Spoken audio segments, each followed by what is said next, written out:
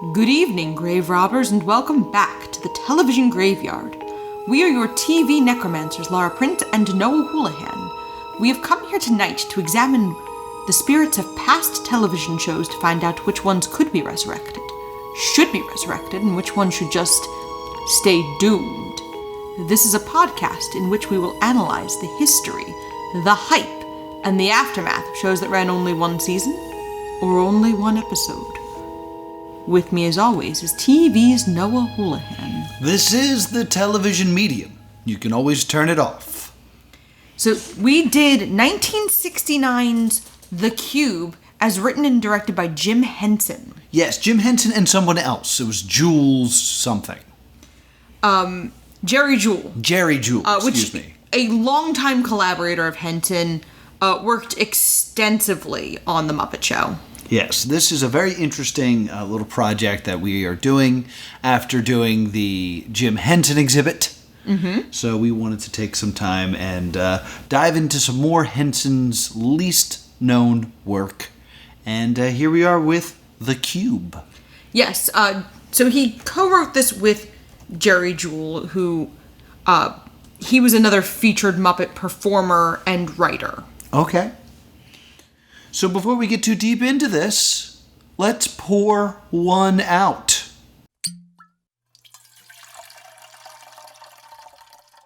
What do you got there, Laura? I have an imaginary scotch. An imaginary scotch? On the rocks. On the rocks? I don't even see any rocks. They're also imaginary. Equally as imaginary. This is because, of course, there's imaginary scotch in the cube. So what is it really? It is Diet Pepsi. Smart. Yeah, I'm not really drinking much nowadays, so we're getting real creative with how I can dress up mocktails with what limited things I may have. Yeah. So I have the strawberry jam. Strawberry jam is a repeated theme or recurring motif might not be the right word, but it shows up a few times, and I've decided to make my own because you know what I think the cube was about mostly? Vibes.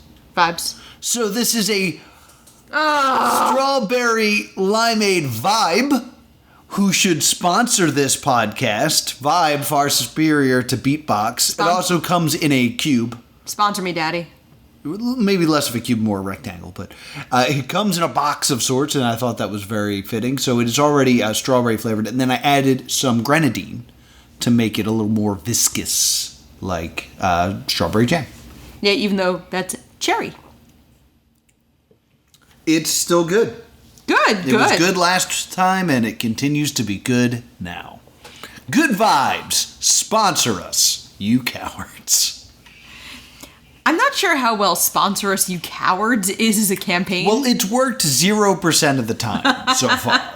But I haven't really pushed Vibe yet, so maybe Vibe will sponsor us. Sponsor us, you cowards. Stay tuned. Sponsor us, you cowards.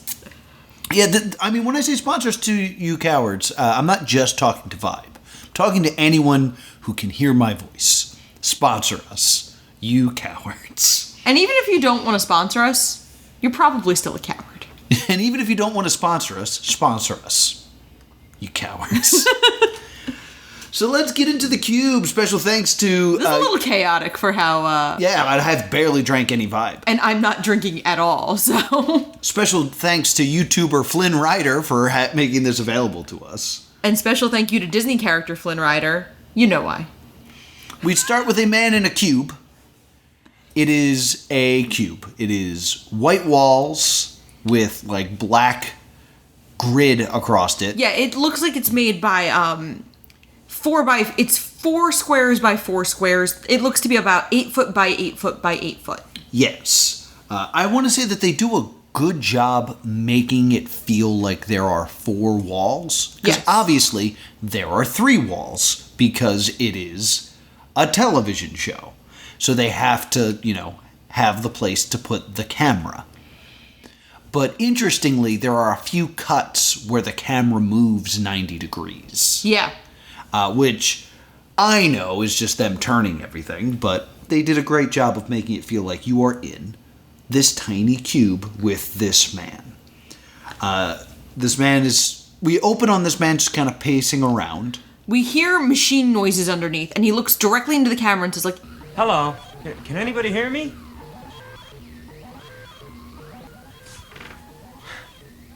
This is weird. This is weird. This is weird. To which I wrote in my notes, yarp. And the other thing that always bothers me about things like this where someone wakes up in a strange place, they all say this.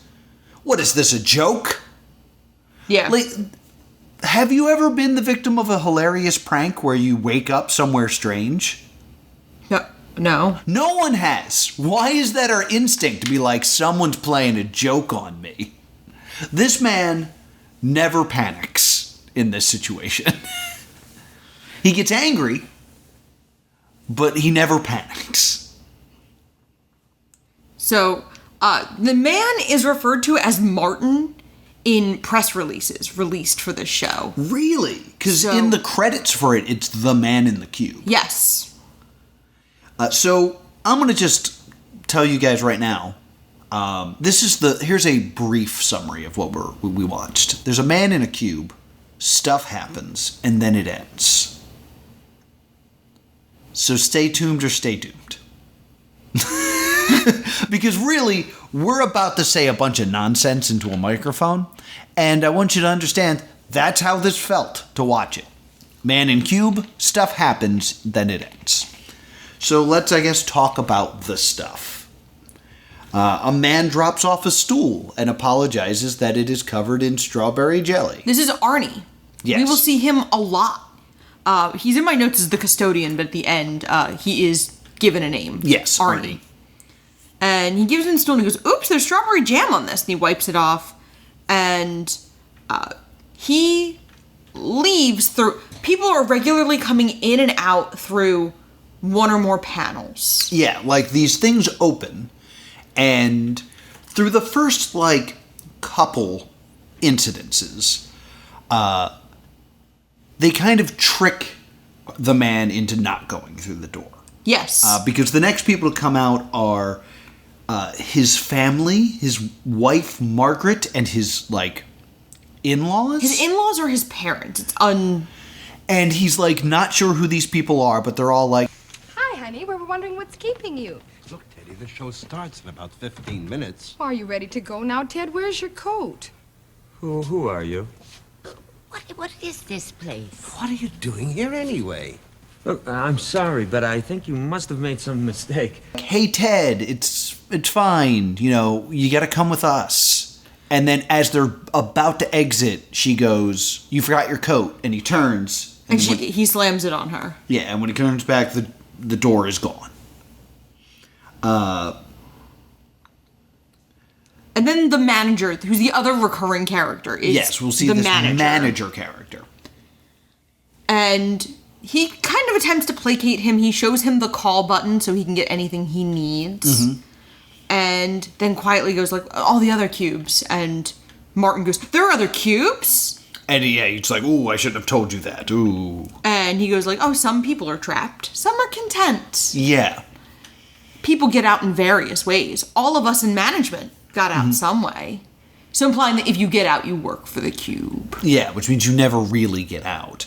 But there's an important thing I want to bring up here is the manager explains the call button. Yes. If you need anything, just press this button. And then the manager leaves, and then he goes to press the call button, and the button has disappeared. Yes. This is no exit. I actually, at this exact point, this should be a video game. Wow, we went in very different directions here. But Yeah, you went Sartre. well, what happens in No Exit is the bellboy shows up and Yes. says, "If you need something, ring this bell." But it usually doesn't work. And then he touches it, and this bell goes off, and he goes, "It works." And the bellboy kind of goes, "Huh, it did that time." Leaves, and then it never works again. Right. So to me, this is like a clear reference to No Exit. Yes, I think you're right. If you don't know No Exit is the story of three people in hell, and they're just kind of in a room together. Yeah, it's really analyzing the concept of hell as other people. Hell is other people. Because these people seem to be chosen specifically for their ability to upset one another. Yeah. And I guess that made me think, because I'm going to give you what I thought this was saying throughout this, is hell is not just other people, it's other people and isolation. Yeah. Because he's always interacting with people, but he's not really connecting with anyone. So I was like, oh, it's about isolation yet being around people. There's chalk it up. Number 1, that's first theory. So, my note is this should be a computer game, because this would be a fun Flash game. I will come back to that, because I had something I wanted to bring up along those lines much later. So then Arnie comes in, and he's like, just kind of whining about his job. The trouble with this establishment is there's no organization. You wouldn't believe some of the weirdos that run this place. I might. For instance, what do you think we got delivered to the shipping room yesterday? Go on. You'll never guess. Yeah. Go ahead. Guess. Oh, You'll never guess. I don't know. 4 tons of chocolate rabbits. 4 tons. We're putting them in the storage trucks, but, what's going to happen when summer comes? Yeah. That's 8,000 pounds of chocolate rabbits. Yeah. Which is like probably about 16,000 chocolate rabbits. He's also given a phone at this point. Yes. And when he uses it, he only gets Arnie. Yes. Which makes him angry. And our hero throws the phone out like a window that Arnie is talking to him through. And he is rewarded with a chocolate rabbit. Yes. Then the police arrive. Yeah. You following this, guys? Yeah. Then the police arrive. We always kind of hate these kind of shows where it's like, then this, then this, then this, then this. And that's very much what this show is. Ted, actually, you did miss something. Did I miss something? Yeah, Ted tries to climb out an open pair of squares, and the phone rings, and the manager picks up and goes, "It's for you." Ted falls out of the upper squares that he's doing, and the manager closes it when Ted goes to get. Yeah. Ted, I have him as Ted in my notes because Margaret calls him Ted. Yeah. And it was easier than calling him the man the whole man. time. But so that is a very interesting point. we will likely be calling him Ted a lot. Yeah. This is an interesting point because he kind of like pries open this one panel. Yeah. And like he's suffering to get through. He's acting as if it is desperately trying to close. And as he's like pushing himself through, the manager comes in and just opens it with 2 fingers. Yeah. This is also this very strange thread that's going through here is it's easy to leave. Yeah. Just leave. Yeah, if you want to leave, you can leave. Yes. So that's when I started to think that the show is about fear. Okay. And this idea of everyone else isn't afraid of something, so it's easy for them, but it's impossible for you. I get that. A friend of mine was making a horror movie where basically that's the concept. Is like they're trapped in there out of fear. It's like, oh, you see the front door. You could open the front door, but you just can't. It's the feeling of trying to go to the gym.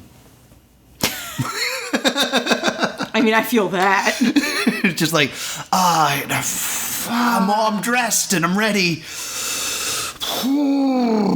Man, that couch looks good.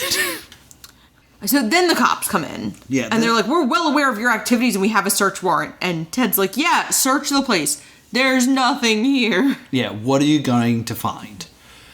They find, when they just open up panels, they find guns. They find... Uncut diamonds. Oh, yeah, they find uncut diamonds in the rabbit, the chocolate rabbit he has. Yes. So I was like, does this represent something you think is worthless but is actually very valuable? I don't know. Editor Noah here. It dawned on me in editing that if the chocolate rabbit is full of diamonds and they ordered 4 tons of chocolate rabbits, they actually have 4 tons of uncut diamonds, which would imply that whatever this facility is smuggling diamonds. I don't know what that tells us, but that's a connection I made. Hopefully I won't have to do too many of these cut-ins while I'm editing, because this show was confusing. Back to the episode. And then they also find, like, a kidnapped scientist. And they're like, it looks like the ransom doesn't have to get paid. Yeah. So they handcuff him with his hands, like, between his legs. Yeah, so that, like, he can't do much because his hands are, like, in a very awkward position. They're not behind his back. They're between his legs. And the whole time I'm just like, just step out of it. How? That's not hard to get out of. Yeah. You just bring your leg up and you bring your hands in front of you, and then you're done. So that's when I start getting the theory that this is supposed to be his brain. Okay? And all the things that are happening are intrusive thoughts. Okay. And he's trying to police them. Because he finds things about, like, violence in his mind. And, like, the idea of the white rat or the chocolate rabbit being, like, a very childish thing. And now all he's concerned about is money. I thought that it was like, okay, the cube is his mind, and these are intrusive thoughts. Theory number 2. Yeah, it actually sent me down a rabbit hole because I was like, I wonder... A rabbit hole, you say? Is it full of uncut diamonds? Don't interrupt me. I'm sorry.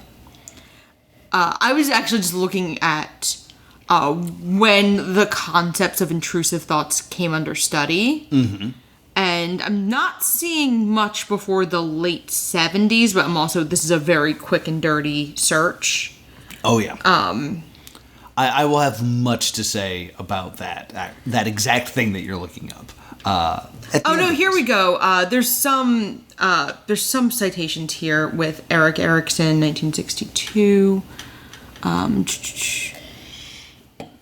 Yeah, I mean, there's some blasphemous thoughts are a common component. So there's some thoughts about this pretty far back, but I wouldn't say... I mean, intrusive thoughts as a concept really became popularized. Not popularized, like, it's super cool to have them. Mm-hmm. But I think people didn't really know what they were widely, unless you were actively studying psychology, until, like, the mid-2010s. Right. When we were a little bit more open about that kind of dialogue, because intrusive thoughts were always considered evil. Mm-hmm. And I think until that mental health dialogue is open significantly more and more people are like, yo, me too. Mm-hmm. I think it was kind of locked away as a dirty, shameful thing for a lot of people. So I'm not sure this was being discussed. That makes sense. This is also right around where it dawns on me that we were, like, a good chunk into this show, and there hasn't been a drop of music. This is a silent show besides dialogue. So there's no mood, like, that's being, like, placed upon you. It's just the white walls and what you are seeing. So then a designer comes in, and she's very, she demands mustard yellow paint as he begs her for help with the handcuffs. Then she decides on tangerine. Mm-hmm. And then she asks... Say, how many hours a day do you spend in here anyhow? Good heavens, he can't spend the rest of his... She says this is a thing they do a lot, where he goes, oh, he surely can't spend the rest of his... And then they cut it off. This is one of those things like the fact that there are other cubes where it seems to me that the people that are entering these cubes are pretending they don't want Ted to know this information, but clearly need him to know this information. I could totally see that. That he's going to spend the rest of his life here. There are other cubes, all this other stuff. My next note here is, this is a Muppet sketch with no Muppets. The custodian feels like Muppets characters. Especially because he shows up with the cans of paint. Yeah. And then he just wings them off stage, like through a door. Like, he's got Beauregard energy. I couldn't think of his name, but that's exactly who he feels like. Like...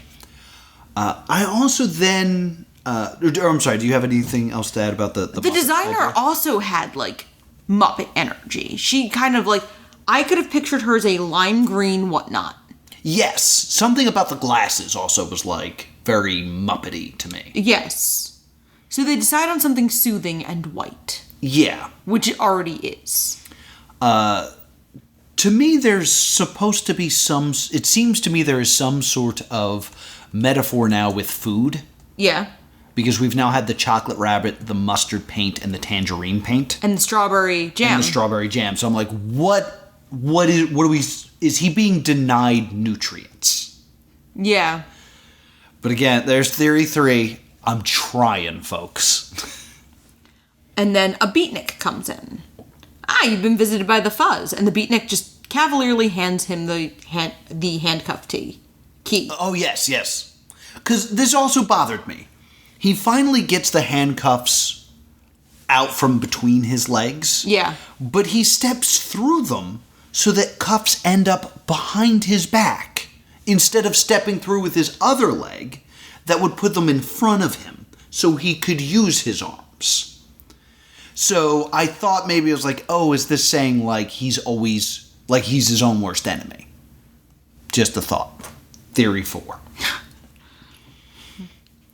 So the beatnik's like, why don't you sit in the bed for a little bit and relax? And Ted goes, there's no bed. Yes, there is bed. Mm-hmm. And then he starts to play guitar.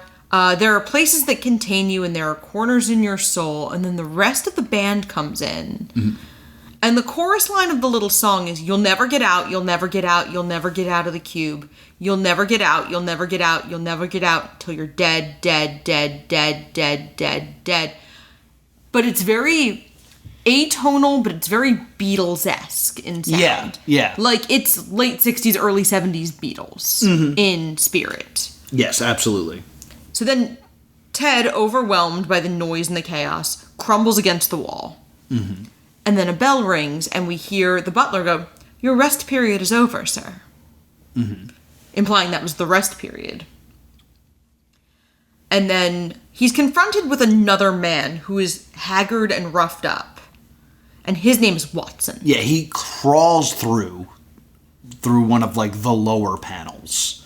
And he's dressed the same as the man in the cube. But he's, like, haggard. Like, his shirt's ripped up, and it looks like he's covered in a little bit of blood. Yeah. And he remarks, like, you clearly haven't been in here very long yet. You don't even have any scars yet. Mm-hmm. I used to count the days on my thumbnails. And then they ripped out my thumbnails. Yeah. Like, it gets real dark right here. And then Watson starts to get anxious, and he wants to go back to his cube to see if he left anything there. And he's like, yeah, getting out is no problem, but what if they catch me going back in? Yeah, this part is very odd. And then he sneaks out, and the manager interrogates Ted and goes like, was there another man who escaped another cube? And Ted kind of hedges. He's like, no. You know that man was acting. He's an actor. Come in here, Jack. And we see the same man in clean clothes and a washcloth, clearly like washing the stage. Like the stage blood and stage dirt off his face. Mm-hmm. And they say, you know that man was acting. He was an actor. And Jack was like, do we have to have the part about the thumbnail? That's kind of gross. Mm-hmm. So this is when I start to think, oh, is the cube television? Where nothing is real, but it's still having an effect on us. And it's overwhelming, and the story changes every so often. And we don't actually have any effect on it, despite the fact that it is affecting us. Is this television? So far, I think that's the best theory. Yeah. So then a beautiful woman comes in to talk to Ted and goes like, let's sit down. He's like, there's nowhere to sit. And then she points out a couch and a liquor cabinet. Mm-hmm. And asks for Scotch on the Rocks. Yes. She then seduces Ted. Yeah, this is also where he says things like, is this real? Yeah. Is this Scotch real? And then, he gets seduced. They kiss passionately. There's music under the scene as well. Yeah, this is the first time we actually get, like, music that's not the band playing. Yes. But all of the music in this is diegetic. Like, it exists in the space.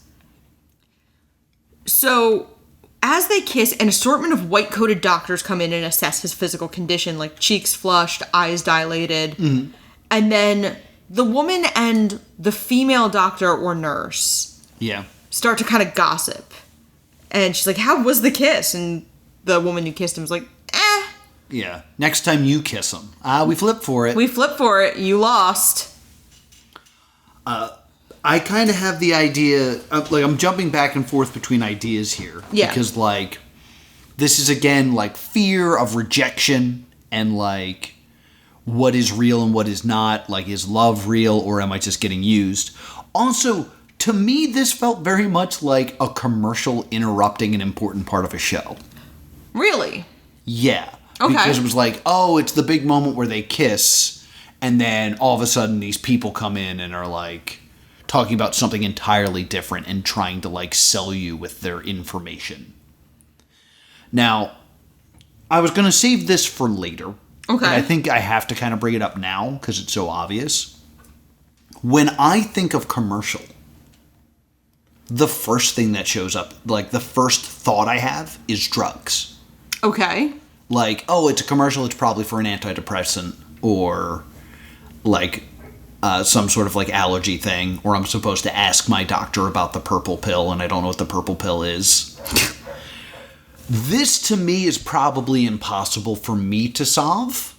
I think I can never solve this because I will never have the context of the 1960s.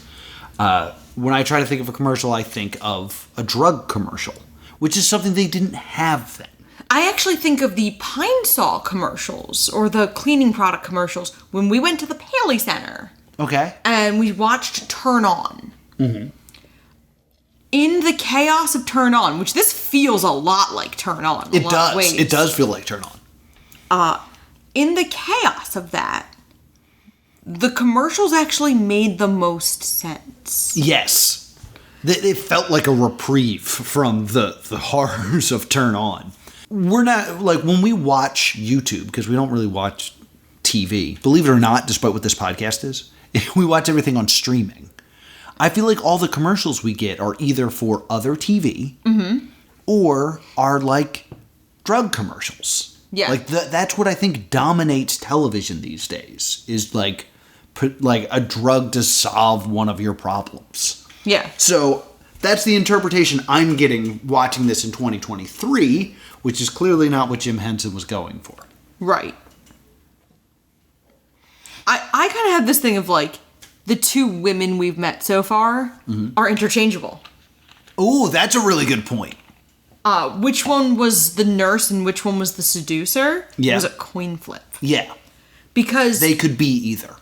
In a lot of these shows, all women are attractive. And we're going to come back to this a little bit. So, then a man comes in and shows Ted a TV. And he goes, you got quite a good ending. Like, it's just a regular fairy tale ending. You even got the girl. Mm-hmm. And he's showing him the previous scene as Ted screams about it not being a happy ending, that he doesn't want that girl on the TV. Yeah.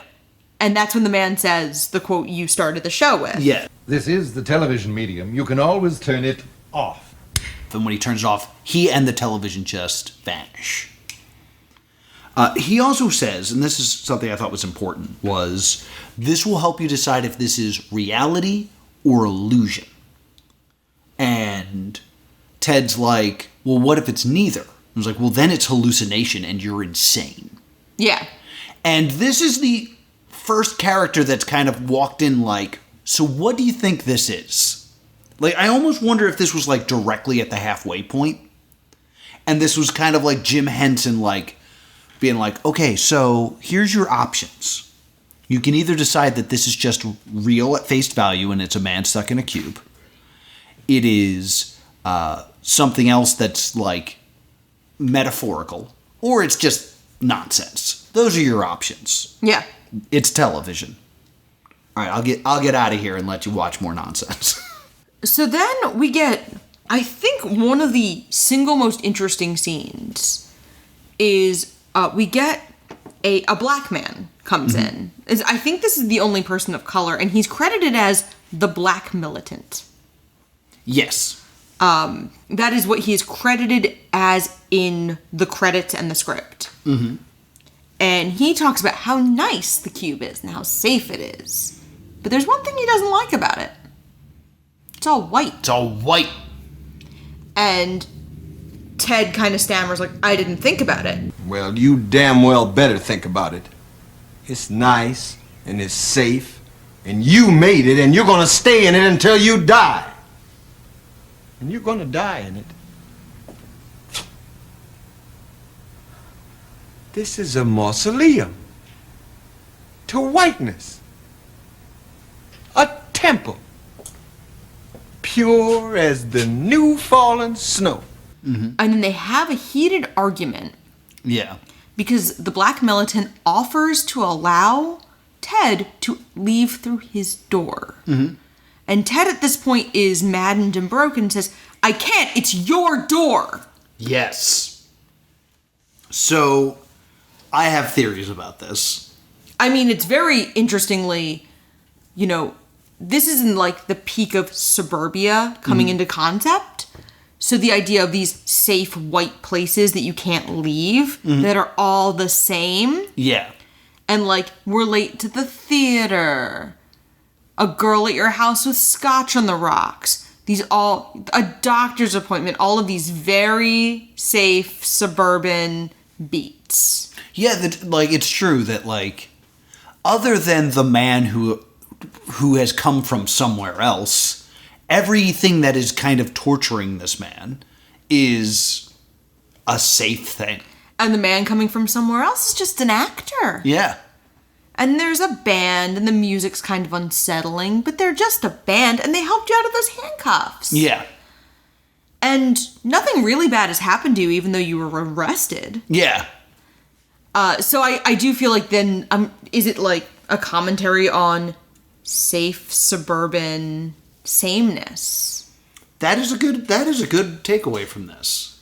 A thing I got from this is, because this is kind of a theme. In the beginning, he is trying to leave, but they keep kind of tricking him into not leaving. And then later they introduce the idea of, you can't leave through this door because this is my door. Yeah. And then he stops trying going through someone else's door. Yeah. And this reminds me, and I'm sure I've said this before on the podcast because it's like a fact I find interesting, which is how to break an elephant. Yeah. When elephants are young in like the circus, they chain them up with like a big, thick, heavy chain, and then they put it like into like cement in the ground, and the elephant pulls and pulls and pulls on it and can't get away. And then eventually the elephant learns, like, when I'm chained up like this, I can't get away, so it's not worth trying. So when it's an adult, they just tie a piece of rope around its leg and just put a spike in the ground, which could easily be pulled out from the ground by an elephant. But the elephant's already broken. And the elephant's like, well, there's no use, I can't get out this way. So it just gives up. That's kind of what's happened to him at this point. Is like, he's kind of already been convinced that that's not a valid exit. So he's not exiting. So he's kind of like trapped this way. Then what happens with the black man, what did they credit him as again? The Black Militant. The Black Militant. What he says of like, I can't go out that door, that's your door.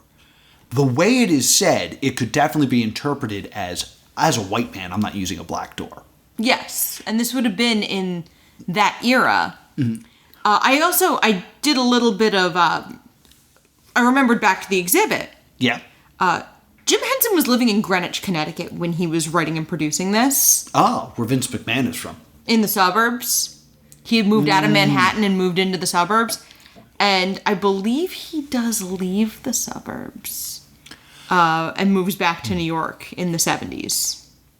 I got an interesting message of like, he's not being racist in that moment, but it's seen as being racist. That's just how he has been, like, that's just what he learned in that room. Yeah. So this idea of, like, misunderstood racism based off of your background seemed to have been slipped in. I was like, interesting. There's another theory for you. So, the room then begins to fill with a cocktail party of everyone we've seen so far and then some. Yes. Although we're not necessarily, outside of the butler and the custodian, they're not playing their previous roles. Yeah. So much. They're just kind of people at a party. But they're complaining.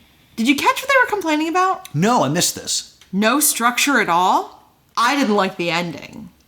They're talking about the show we're watching. Oh, interesting. On top of that, worst of all, they paid everyone scale. They're complaining about the show we're watching. Yeah. So, the butler comes around with gin and tonics. Ted attempts to take one, and he reaches through. Yes. And an old woman lectures him and says, like, they're projections. We're all just projecting. Mm-hmm. And he's like, I'm not projecting. I'm not projecting. And then it turns out it's not really him. Yeah. And then he's like, oh, I am projecting. And they all just fade away, and it's just him alone on the stool, including the version of him that was in the party fades away.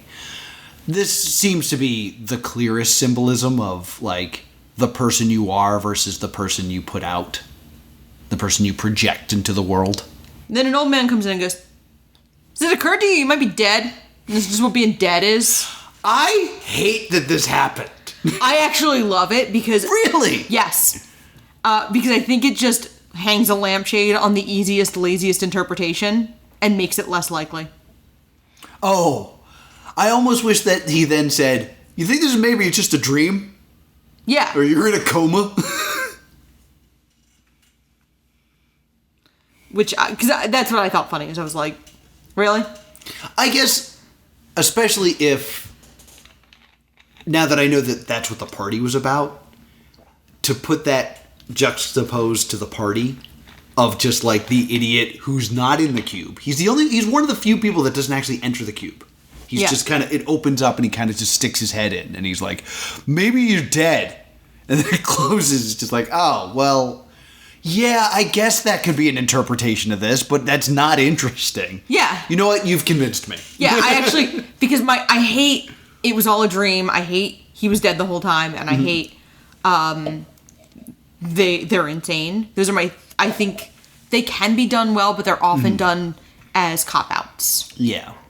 I have a video essay I want to make about one of those theories that I will get to at one point in my life. Yeah, I find that to be a very lazy trope. I agree. It can be done well. Don't at me. I'm not saying it's never been done well, but I'm saying it's become a very lazy shorthand for a lot of people. Yeah. So then the doctor returned, and have you had enough? Have you figured it out? And Ted's like, if I figure it out, will you let me out? Well, that's one of the things you have to figure out. Yeah. Duh. And then he goes on about science for like a while. Yeah, the one... And like, I'm bored. Really? Because this was like the most important part to me. Yeah. Was this guy came in and he was like, check out this hammer. It is either real, or it is fake, or it is neither. Or it is all three. And he explains, like, you can't accept a paradox. And to me, this very much felt like they were talking about the show. Oh, he goes on for like a minute and a half before he gets to that, about like ions and shit. No, this is before the ions. Oh, really? Okay, I have it mixed up in the wrong order. Because, like, he's basically just saying, like, because they're having a long talk about a hammer, which, to me, it almost should have been a cigar. Yeah. Just because of that old saying, like, a cigar is never just a cigar. And they're just basically, to me, what this is saying is, like, all your interpretations of this are correct. Whatever you get out of this is right. And whatever the person next to you thinks is right. Both can be true, even if they're contrary to each other. Yeah. Because literature, death of the author, Everything's art is up for interpretation. Yeah, it actually reminded me of something that you're not a fan of, but I love. Don't Hug Me, I'm Scared. Don't Hug Me, I'm Scared, which is, you know what, just watch it yourself. I won't spoil it. I won't watch it. I'm scared. But the creators were asked, like, have you read the online theories of what it means? And the creators said yes, and they're all correct.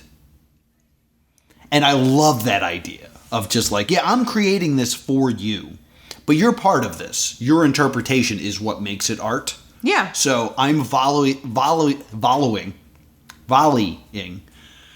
I finished my vibe, guys. You had like 3 ounces. It's 12%, Laura.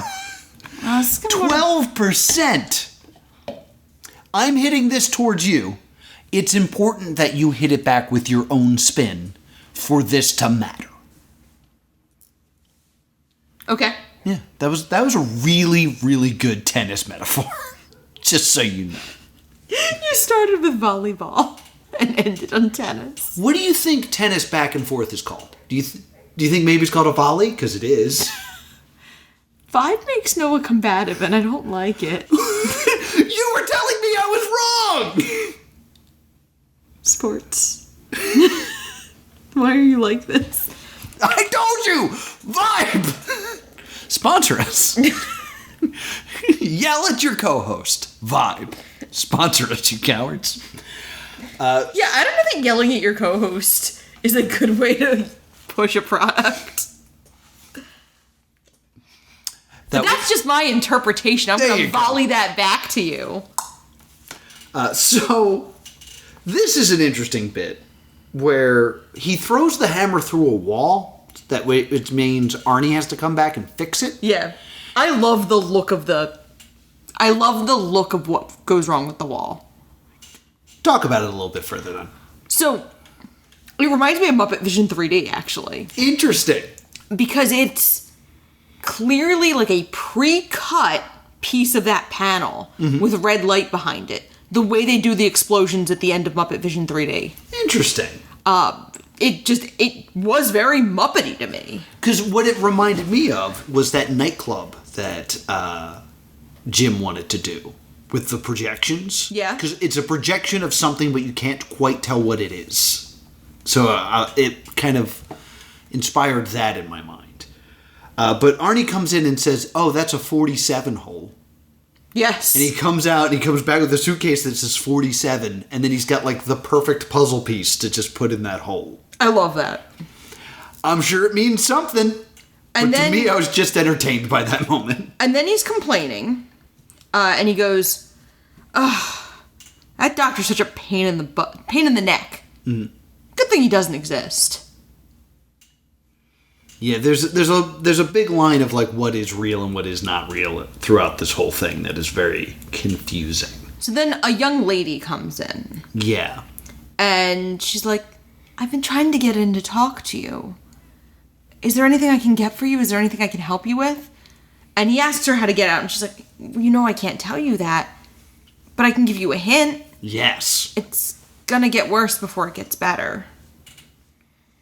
Don't trust anybody.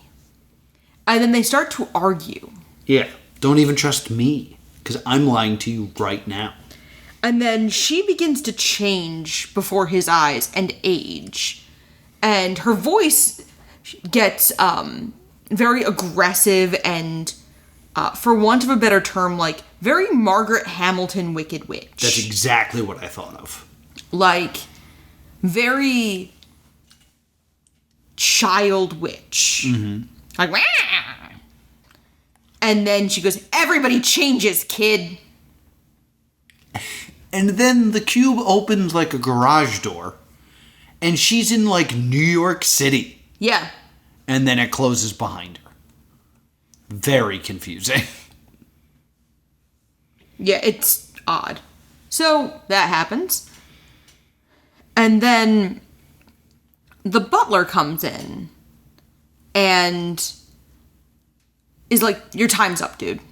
Is it the butler or is it the manager? The manager, excuse me. Yeah. and says, like, you've overstayed, it's time for you to go. And he's shown the door. And he says something like, If this is a trick, I'm personally gonna tear you into little tiny pieces. I really don't understand. So what kind of a trick can it possibly be? How about this one? The minute I step foot outside this door, 2 gorillas grab me, dressed in ballet costumes, drag me back and throw me on the floor and dance around me singing, Home Sweet Home. He says something that actually reminds me of Community. yeah. He was like, if this is a trick, I will rip you apart piece by piece. Which reminds me of a Jeff Winger line I like, which is like, I will beat you up and there'll be nothing funny or madcap about it. Or wacky or madcap about it. If my father is not in that limousine, not you in a wig. I love that episode. Check out our episode, or our bonus episode on our Patreon. What is the quintessential episode of Community? For my thoughts on that episode of Community.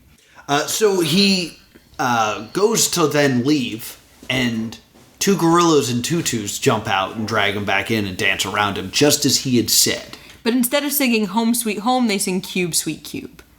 So, And the manager goes, you're getting pretty good at predicting this. to me, this 100% means that this is his mind. Because anything he says does actually happen. This started from the beginning of there's nowhere to sit and then a stool appears.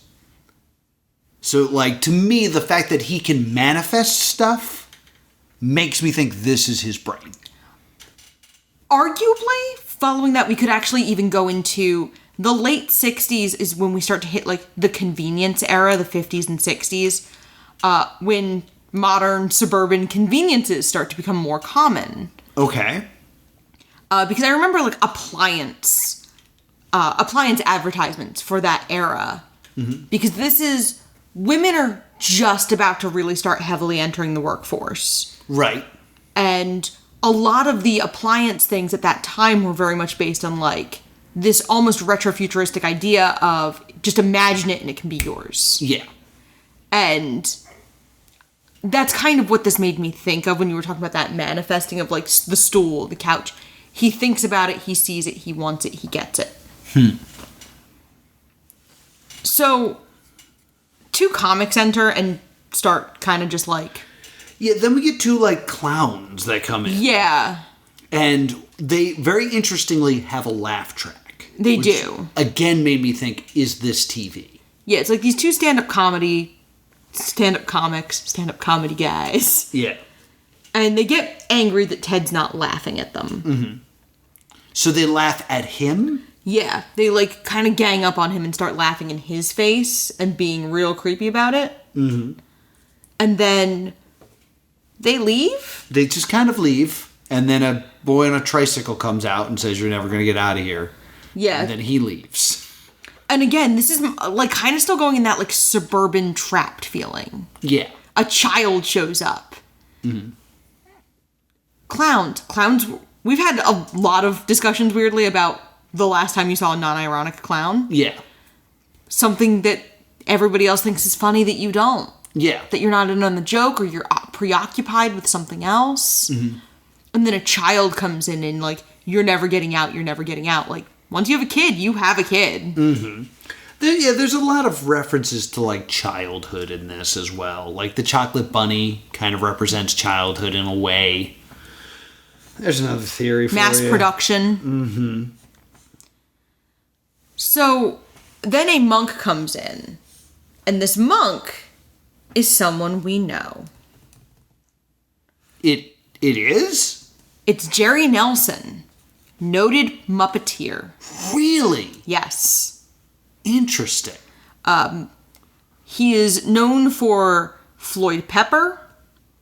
He's known as being the Count, Harry Monster, and he has at some points played Uncle Deadly. Interesting. So that's why I'm like, no, he's Uncle Deadly. This monk shows up and gives a gift to Ted. Yes. Which, a Randar? A Ramadar. A Ramadar. What the heck's a Ramadar? It's supposed to hold the meaning of life, and it makes a terrible noise. Yeah. It's not a real... It's not an actual item. Yeah, it's not a real item. So... It's a surname. I kind of took it to mean, like, the meaning of life is not a thing that we actually want to know. Okay. Because I don't think I've told this story on the podcast before, but I'm going to tell it now. I went down the shore once, and I was in high school. I was with some of my high school friends. And sometimes on the boardwalk, there are, like, missionaries. And these 3 guys stopped us and were like, can we just talk to you a little bit? And, like, I'm young and I don't know how to just be like, no, leave me alone. I'm at the beach. So I'm like, what do you need, bro? And he's like, can I ask you just some questions? It's like, sure. It's like, do you want to die knowing that you lived the correct life? And I was like, yeah. It's like, would you like eternal life? And I said, yeah, which I don't necessarily agree with anymore. But I was like, yeah. It's like, well, if I could give you the key to the meaning of life, would you want to hear it? And I went, no. And he was like, what? And I was like, absolutely not. The meaning of life? I definitely don't want to hear that from you. I'm not responsible enough for that. And he was like, what do you mean? I was like, I'm a teenager. I have so much more life to try to figure it out. Don't spoil it for me by telling me the answer. And it got him. Like, there was definitely a moment where he was like, ooh, good point. And then he handed me, like, a booklet and was like, can I go through these booklets with you? And I was like, no, that's a step too far. I'll take your literature. But I think about that moment, like, a lot. Because to me, what that moment says is most people say yes to that. Most people are like, yeah, please give me the answer. So the fact that, like, I was an outlier in, like, not wanting life spoiled is something that's always kind of, like, stuck with me and bothered me.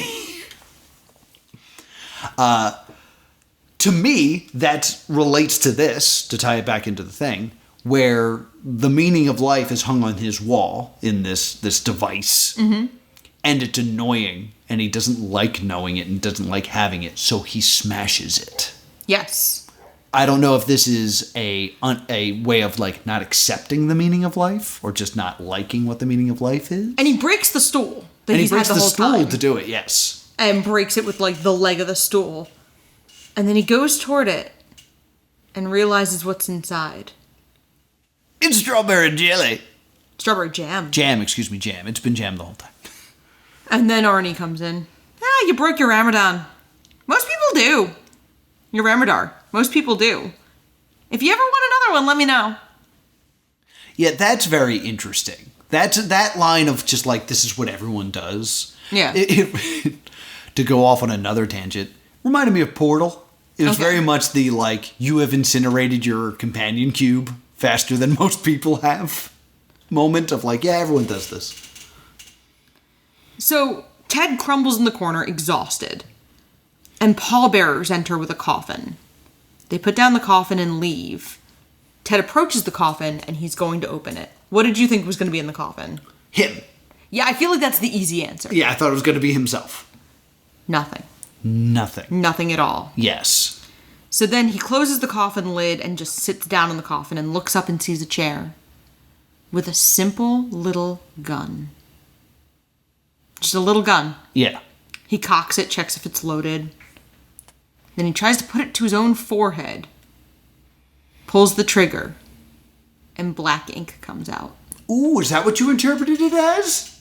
I thought it was black ink, and that's also what it said on Wikipedia. Oh, I immediately thought it was strawberry jam. It looked dark. Like, it looked black, not red. I mean, I couldn't tell on the rip we were watching, but it could be ink. That was just where my interpretation went. And if it's on Wikipedia, I bet your answer is more correct. Yeah, like, because I admittedly pulled up Wikipedia to make sure I wasn't missing anything, because the summary on here is quite good. Yes. What, did you get an interpretation of what you thought this meant? Wikipedia actually does not offer any interpretation stuff, or do you think, or what I thought it meant? What did you think it meant?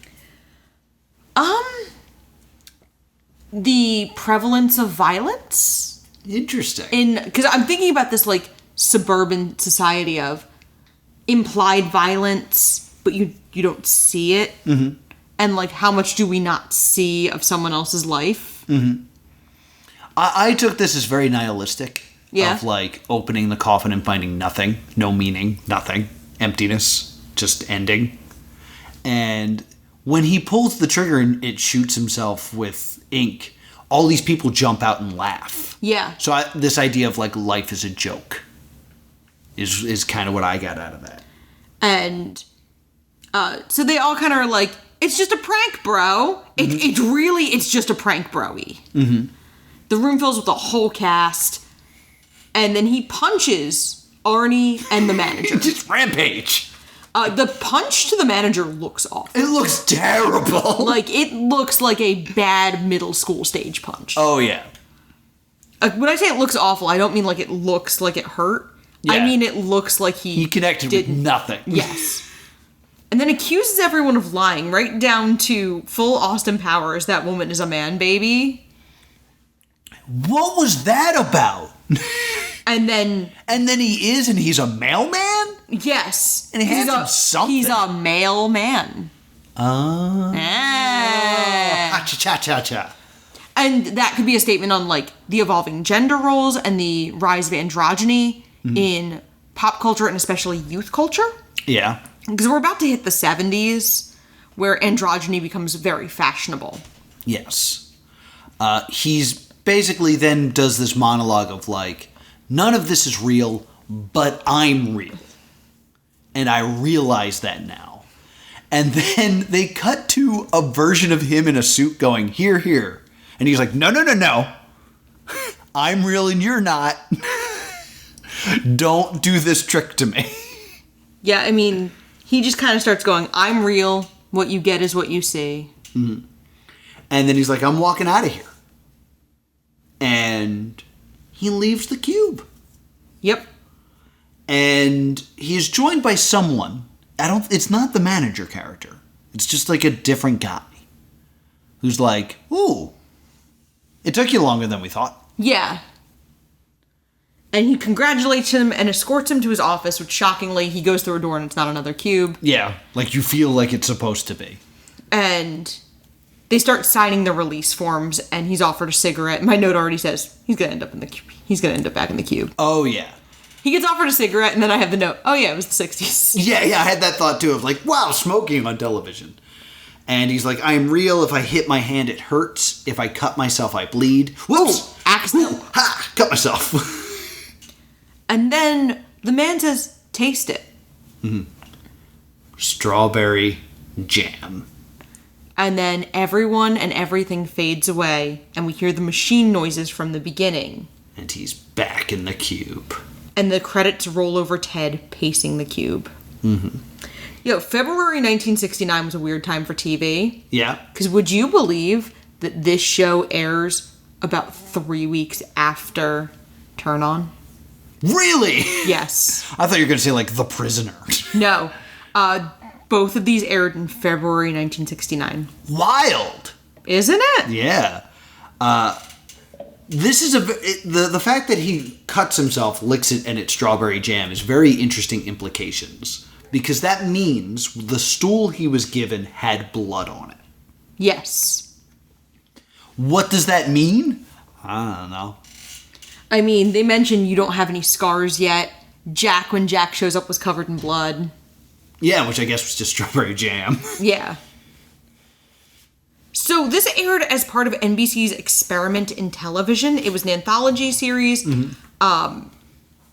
It aired... this was not Jim Henson's first foray into this. Yeah, his first was Youth 68. Youth 68. Right, yeah, the documentary. Which is why I keep thinking about contemporary culture, because he was clearly thinking about contemporary culture a lot when he was making that. So I thought that was very interesting. I thought it was very interesting that he was really on the button with pop culture. Yeah. This was a very wild show. Yes. At one point, because you were talking about how this felt like a video game. Yes. This reminded me of an idea I had like a long time ago that I had scribbled in a notebook somewhere, which was a no escape room. Okay. Which was a room disguised as an escape room. That like everything in there did something. And then there was also events that happened like throughout while you were there. But there wasn't a solution. It was just kind of stuff happening. And then after an hour, it was over. That's kind of what this felt like. A no escape room. Like, it felt like an escape room at times. Like, you were supposed to be looking for answers and putting things together, and if you had a solution, you could leave. But that's not really what's happening here. No. And that's what then brought me to this argument I had for myself. Is this show a metaphor, meaning it is planned, it has a meaning that Jim is trying to get across to us? Or is this just absurdist?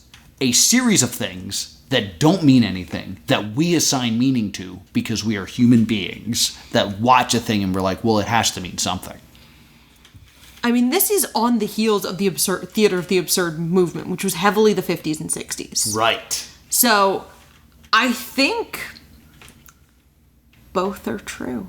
Yeah, you got to accept a paradox. Yeah, I think there's elements of it that are absurdist. Mm-hmm. I don't know that I've told this story on mic. In AP English, we read Waiting for Godot. Mm-hmm. And we had to write a brief absurdist piece. Okay. That had to include a monologue like Lucky's monologue in the play. Mm-hmm. And I was with two other girls who, I mean, it was AP English. We were all intelligent, but they were trying to make it make sense. And like, these were very, very smart young women. Mm-hmm. And I was like, leave it to me. I'll write it. Yeah. I pooped this out in 5 minutes because I just streaming consciousness babbled. That's great. Including the Lucky speech, which I, of course, gave myself. Good girl. We got an A. Of course. And it was literally just stream of consciousness babbling that didn't make sense. They were getting caught up in attempting to force sense into it. And I was like, nah, I'm just gonna word vomit for 5 minutes straight, and we will have a paper. And then we did it. And they were like, so what did it mean? And I was like, it meant we got an A. Go away. Like, right down to our characters were named April, May, and June. Oh, that's so good, though. And, like, I want to say it was May or June of our senior year, because we were this was like one of those, if you've ever taken an AP class, you know that everything revolves around the AP test at the beginning of May. And that last month, they're just looking for something to do with you. Yeah. It's so interesting, because I had a similar experience where a friend of mine wrote an absurdist play. He was asked to write an absurdist play, and then we watched it, and then we all had to write what we thought it meant. And it was about baseball, and it was basically the story of this guy who he wanted to get put in. He wanted to, like, put me in, I'll make a difference. Yeah. And the coach would say, like, this isn't some throwaway game against the Detroit Tigers. This is the pennant or whatever it was. I can't put you in. He's like, please, you gotta believe. And he said, no. And then an inning would go by, and then the exact same lines were used for the next inning. Ooh. And then again, and then again, and then again. And then they lose, and then it happens again at, like, the season opener. Like, now it's a new game, but the lines are all the same. Ooh. And we all had to write what we thought this meant. And we all talked about, like, cycles, getting stuck in a rut, not making it different, not changing your tactics, all this other stuff. And then we asked him, like, what did it mean? And he was like, honestly, I didn't want to do this project. So I just copied and pasted to fill up the paper. Ooh. And I was like, oh, okay, I'm getting this now. This is absurdist. Yeah. There were two versions of Waiting for Godot that we wanted to do that we never actually got to do. One was Waiting for Godot 2, We were going to do a sequel. Godot harder. Godot harder. To Godot. To Godotian.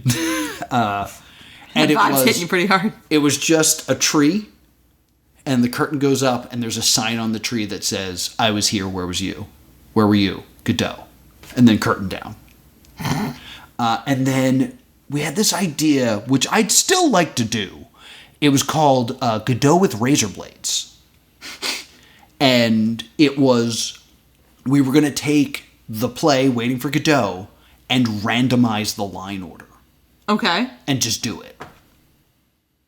And it was just like, well, does it mean any more or less now that we've taken a razor blade to it and just mixed it up?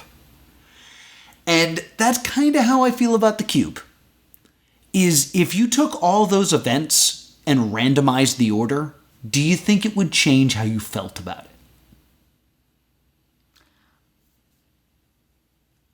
I think certain pieces I like the order of. Yeah. Like TV next to Is Everybody... Are You Dead? Yeah. But certain pieces I don't find as important, but it's also just like maybe that's where I'm emphasizing what I'm thinking about and what I'm projecting onto this. Because we're all projecting meaning onto this. We're all projecting. Meaning. Yeah, February 1969 was a hell of a drug on Yeah, TV. for real. Yeah, so this is in... I mean, this ran 4 or 5 seasons. The experimental art project of yes. this. Yeah. There is a rumor that this inspires the horror series Cube. I was going to bring up Cube, because it definitely feels like Cube. Yeah, there's a rumor that it brings it up, but I can't find anything confirming that. It definitely felt like there was some stuff in there that was paying homage to Jim Henson's Cube, because I sat down and I watched all 3 Cube movies in a row one day, just to kind of like have that experience. And you don't need to have that experience. Just watch the first one. First one's pretty good. I could see, like, I definitely think whoever made the movie Cube had seen this. Yes. But I don't think it's like, there's not much more parallels between the two besides like aesthetic and the word cube. And my good friends at the Muppet Wiki, who, like, anytime I can use the Muppet Wiki for anything, because they're so thorough. As my computer freezes. All right. It's not their fault. I have too many tabs open. Don't you try to open Tumblr. Get out of here. Nobody wants that. I've now seen something very interesting in the timeline. Okay. Turn On aired February 5th, 1969. This was filmed a few days after and premiered 8 days after it was finished filming. Interesting. We are so used to long post-production periods in a way that doesn't exist anymore. Because I kept seeing the phrase teleplay.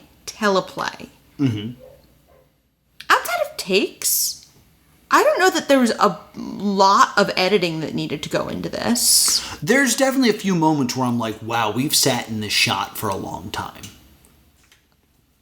Like, this whole bit has happened as one continuous shot, which is impressive. So, yes, this is really, really interesting. It did re-air a couple of years later. It's kind of this just interesting, this very interesting curio. It was, in the New York Daily News Review, they compared it to No Exit. Yeah, that makes a lot of sense. And they thought it was very interesting. It got fairly good reviews. It's very much of its time. Because I very much keep thinking of when you watched Halloween for the first time. Yeah. You didn't super care for the original 1978 Halloween. No, I didn't. And my theory for why you didn't like it that much is because you'd already seen all of its children. You'd already seen its tropes over and over again, built up, deconstructed, reconstructed, subverted. So the original recipe didn't hit for you. I feel like we have watched a lot of the Children of the Cube. Yeah. A lot of things that were influenced in some fashion by the Cube or influenced by things the Cube was influenced by. Meta commentary and things like that. Yeah. Yeah, I get that. Several viewers mailed in responses. I just want to read this passage from please the do. Muppet Wiki. And Mr. Dion from California had complained that, quote, "The most disciplined attention I could give the Cube was the belch from the grave of Marcus Aurelius, occasioned, I might add, by the dead weight of its own dust caving in on itself." Whew. Jim Henson wrote back, "Dear Mr. Dion, what the fuck are you talking about?" Jim! Yours truly, Jim Henson. If I had a letter from Jim Henson asking what the F I would frame it. Oh, yeah. This is the time I annoyed Jim Henson. I also want to say, I think this might be the first time I've said the F word on mic. Yeah, well, you were quoting Jim Henson, so it was important. That's almost why I wanted to do it. I will say one just like small thing I also want to say is the Cube almost seems built for puppets. Like the way that it opens. Yes. It would be very easy to use a puppet here. And the fact that there aren't any really shows restraint in Henson. And some of the characters feel puppety. Yeah. One of the people who complains about the ending in the party scene is Jerry Jewell. Oh, that makes sense. Which I think is funny. So, do you have like an idea of what you think this means? Just in general? I think it's a commentary on like suburban life. Okay. And like reality and how there were a lot of people who were having identity crisis in the 1960s and 70s about the suburbs. We see this again in the 90s and 2000s of like what it, as each generation grows up, of the relative safety and sameness of the suburbs and this unrealistic. Edward Scissorhands, when he has the neighborhood that Kim and her family live in, where everything is very samey and bright.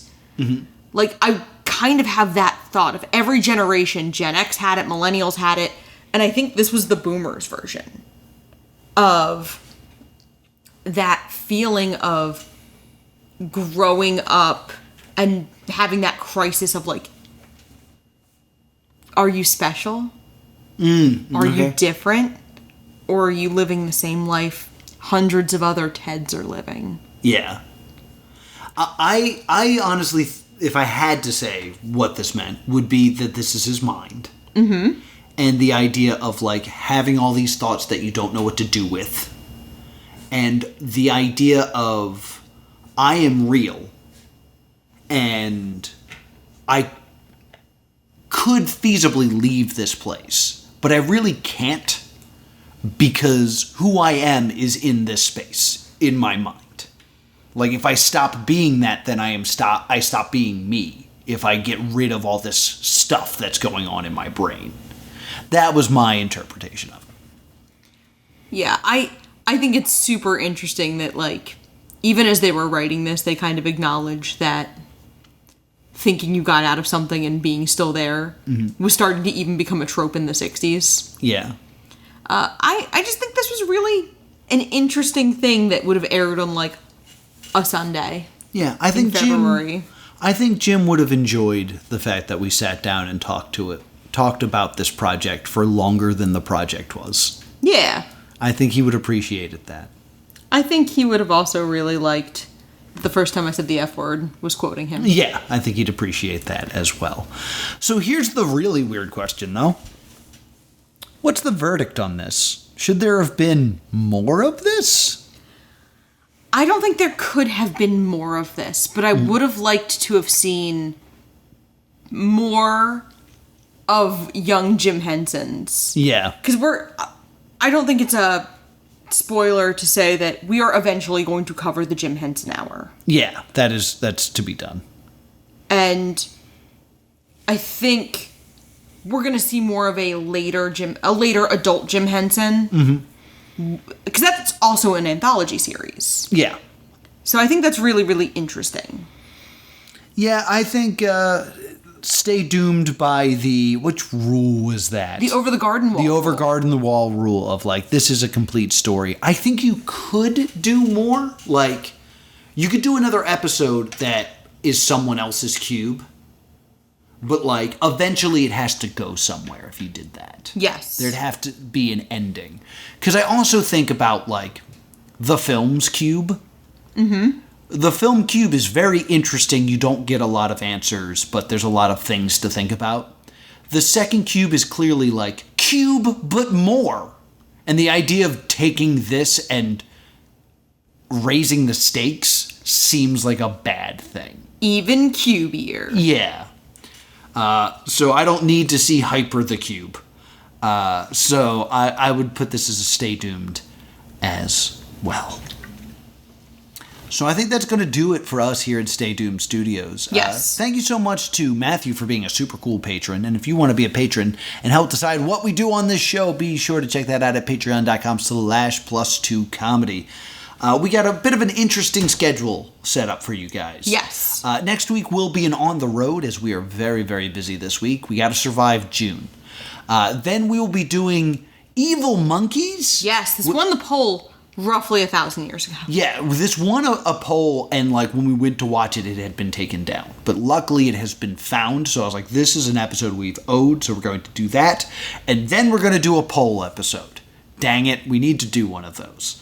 So that's what you got coming up for the next 3 weeks here on Stay Doomed. Yeah. Where can people find us? You can email us at thestaydoomshow@gmail.com or on Facebook and Twitter at Stay Doomed. And if you have an interpretation of what you think the cube means, or the movie cube means, I'm at +2comedy. If you like the twist that they're dead or crazy or a dream the whole time, literally, I'm at priorities, but do not contact me about it. Until next time, stay doomed.